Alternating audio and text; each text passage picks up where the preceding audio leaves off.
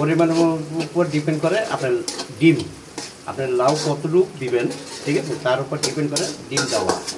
আবার বেশি দিলে খারাপ দেখাবে, সাদা সেরকম লাগবে না, আবার কম দিলেও আবার ভালো লাগবে না। পরিমাণ যতটুকু দিবেন দেখবেন মজা লাগবে। আর ডিমটা তখন দেখবেন হালকা ভাজা ভাজা হয়ে যাইছে, মানে বোঝা যাবে, তখন আপনার লাউটা ছেড়ে দেবেন। লাউটা আগে সেদ্ধ করবেন হালকা হলুদ দিয়ে, ঠিক আছে, মরিচ লবণ দিয়ে সেদ্ধ করে নেবেন।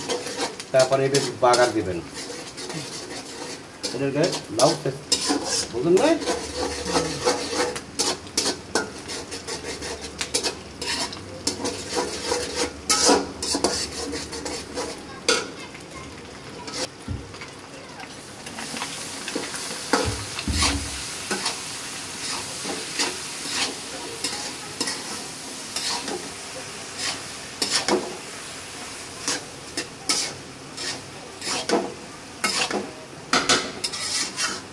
দাদা ঝোল হবে না?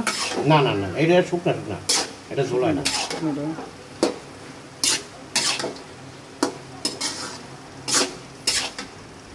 এরকমই আপনি পাবেন 5 স্টার হোটেলে, কিন্তু দাম নেবে প্রচুর। কিন্তু এটা আবার একটু অন্য কিছু দেয়, একটু কি আছে তো আপনার সয়া সস দেয় একটু, ঠিক আছে।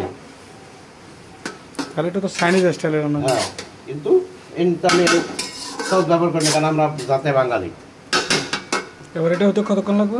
এই 5 মিনিট করে একটু পানিটা শুকাইতে যতক্ষণ সময়। 5 মিনিট? মানে পানিটা শুকাইতে যতক্ষণ সময়, এটা একটু ভাজা ভাজা করতে হবে।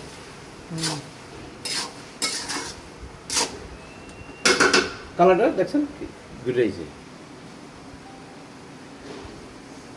আর লামিয়া পরে দেখছেন এই যে গ্যাসে, তো গ্যাসে আর গুলে গেছে, আহে না, ওই যে নাকটা জার্মান আইছে।